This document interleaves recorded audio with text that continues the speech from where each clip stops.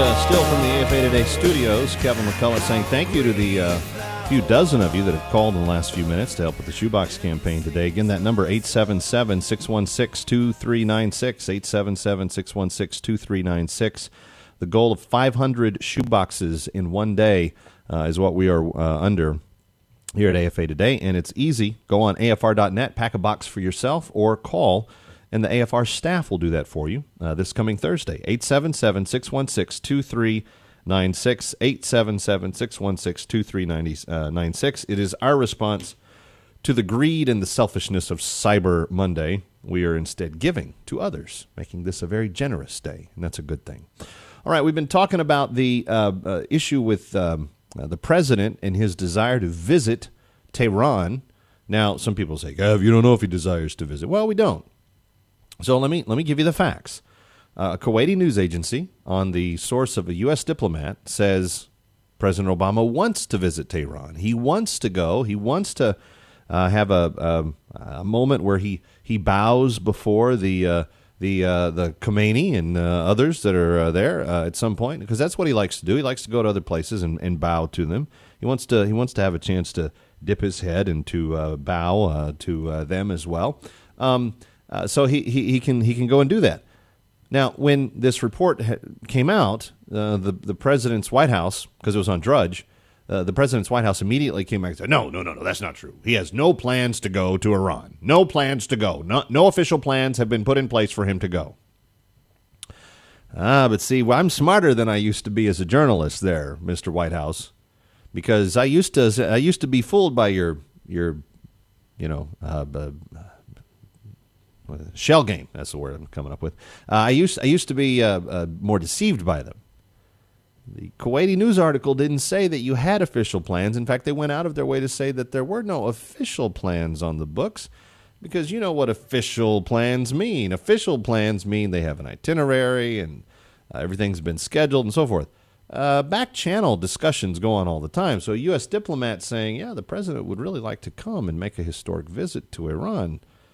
You know, he was the first president to address the Muslim Brotherhood at the University of Cairo just a few weeks into his first term. In fact, he invited them to sit there right in the first few rows of the speech at the University of Cairo. So why wouldn't he want to go to Iran? I don't have a real tough time believing the Kuwaiti news article. And when I see the White House parse the words of, there's no official plans to visit Iran, it just makes me a little bit, I don't know, doubtful. Call me a skeptic. 888-589-8840. So some of you wanted to still weigh in on that. Let's take some of your calls, and let's start with James, who's calling from North Carolina. Hello, James. Welcome. You're on with Kevin McCullough. So glad that you're here. Yeah, me too. And look, evidently people better wake up, because all this is about lies and deceit.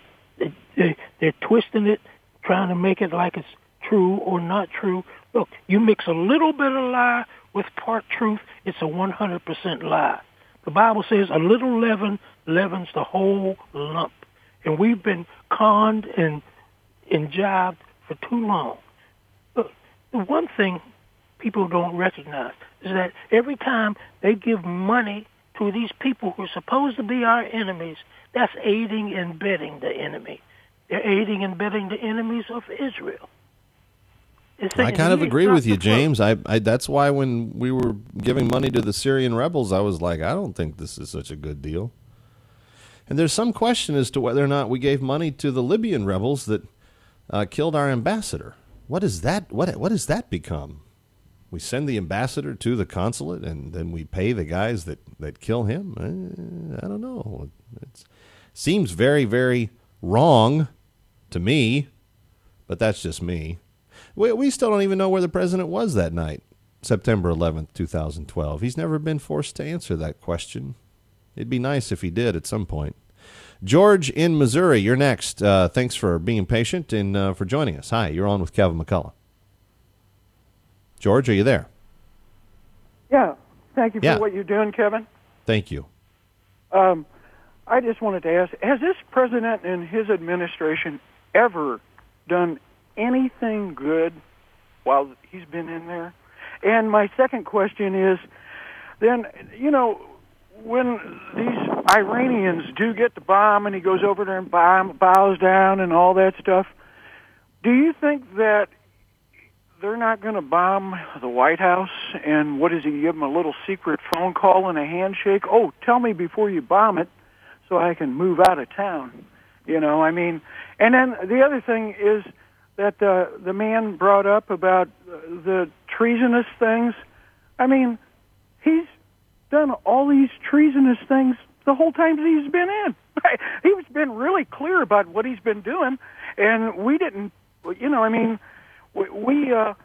he says, well, my administration is clear.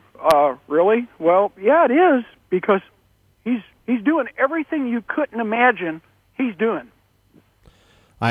George, there was a time a couple of years ago, out of deference for the office of the president and out of a desire to respect the office of the president, I would take comments like that and I would disperse them very quickly. I would say, no, I don't see any evidence of that. It's harder and harder for me to do that. I don't want to naturally think that the person that we elected has an agenda that runs counterintuitive to who we are. It's just hard for me to believe that that's not the case anymore.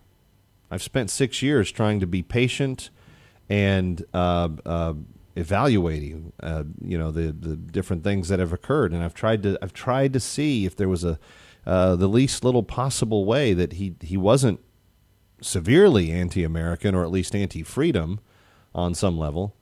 I just don't have enough evidence to support the delay in coming to those conclusions anymore. It's just hard. I still pray for him. I want to pray for him. I want our country to honor God. And the prayer I pray for him is very specific. Lord, let him hear from you today, and if he doesn't, drown out everything else until he does. I don't know if it's become an effective prayer or not, but it's what I'm praying. It's what I'm hoping. That's all I can do physically. That and, call people that work for me in the government, because they all work for me. I'm their boss, as are you. Let's go to Steve in Louisiana. Steve, welcome. You're on with Kevin McCullough. So glad you're here. Steve, are you there? Yes, I'm here. I didn't quite hear you there at first. Your last caller used the word that I want to use. There was a book written over 50 years ago entitled None Dare Call It Treason. Our president is committing treason. There is no way around that. To give that billions of dollars to terrorists who are fighting us, that's treasonous. That is as bad as what Benedict Arnold did, who is known as, Benedict Arnold. Treason against America. Well, yes, go ahead. No, you go ahead, Steve. Finish your thought. Well, anyway, that's my thought. We need to start labeling it what it is. And I realize that sometimes y'all have to say that the thoughts of the callers aren't necessarily y'all's thoughts, and I understand that. But I hope that more and more people will label it treason. Treason is a crime that nobody has had the backbone to, and nobody in Congress to challenge him and to, hold him responsible for the crime. But what he is doing, even though we haven't got all the proof, all the evidence, circumstantial evidence seems to say he is a Muslim who wants America to bow to the Muslims. And what he is doing is treason.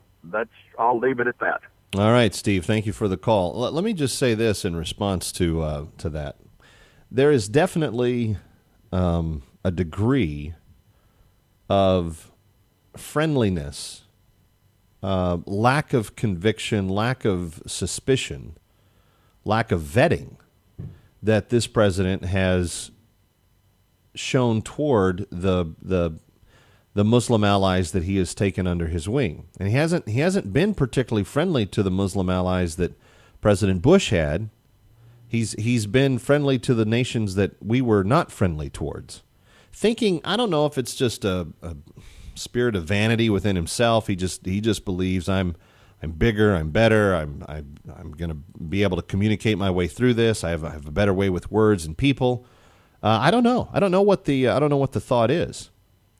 But when I woke up this morning and I see this article, and the headline is that he would like to go to Tehran in 2014, just after giving them $8 billion last week. Happy Thanksgiving, America.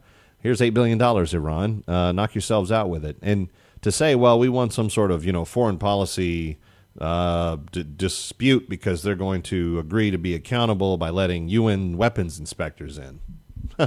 That's always worked so poorly for us. We've never really gotten where we wanted to go by having those UN weapons inspectors working on our behalf. It gives incredible reason for pause, because this is still the number one terrorist exporting country in the world, more than North Korea. Now that Saddam Hussein's no longer in Iraq, Iraq's not exporting terrorism anymore. Yemen, we've taken the Sheikh out. We've done other things in that region.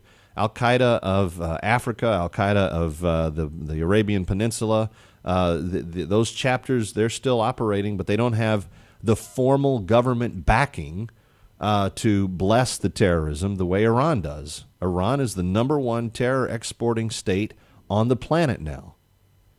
And in the last 2 weeks, we've given them $8 billion. We've basically said, we can't stop you from enriching your centrifuges other than to, speak very sternly with you, because that always seems to work. And, oh, by the way, now President Obama, back channels, he might want to come. He might want to come visit. Here's what ran through my thought, actually, when I read this story today. I wondered if, when he thought about paying a visit to Tehran, if he was going to go visit that young lady, or her family, I should say, who, in the midst of the demonstrations of those elections when Ahmadinejad won his second term, you remember there was great suspicion over the validity of the elections, and so the Iranian people poured into the streets, and these protests were going on all over the country, and they just did not believe that it was possible that he had won a second election. And one young woman was caught walking in this protest, and she was participating. She wanted accurate elections too, and she was wearing blue jeans and a T-shirt, and there happened to be a camera on her when the Revolutionary Guard shot her through the chest, and she died bleeding in the streets. That was about 10 days after the election. I don't know if you remember this, but that was the day before, on the 11th day, when he came out and finally said, well, I watched this footage over the weekend, and I'm greatly concerned about the problems in Iran, and I think that we should, stand with the people for freedom. He didn't understand that from day one. It took a woman getting shot on international television and watching her bleed to death for him to be moved. I'm wondering if he's going to go to Tehran, if he's going to pay his respects to that young girl's family, because she had to die before he was willing to even take a position on whether or not freedom was appropriate.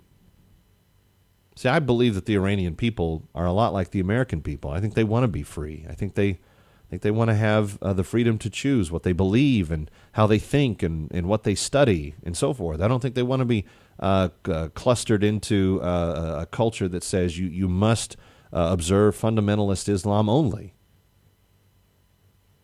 But at the end of the day, what has this president done to help those freedoms come to realization? He believes that stopping an attack on Iran is the way to preserve peace throughout the world. He believes peace is more loved than freedom. Friends, what our forefathers understood was that peace without freedom is not peace at all. It is enslavement. And at the end of the day, President Obama has the mentality of someone who prefers slavery to freedom, slavery to an ideology, slavery to control by elites over the masses. He doesn't comprehend or understand that the desire for freedom is God-birthed, God-given, God-authored. And at the end of the day, if we are not pursuing that as people, if we're not championing the idea of personal liberty and freedom, we're not really understanding what peace has to offer. There are people in life that will sit in a corner and do only what they're told and be thankful for the opportunity to do that. But those people are very few. The vast majority of mankind know in their heart that God made them free people. And they spend a lot of that life in search of that God necessarily. I think God puts a God-shaped void in us. I think that we naturally want to look back and find what he has for us, why he made us.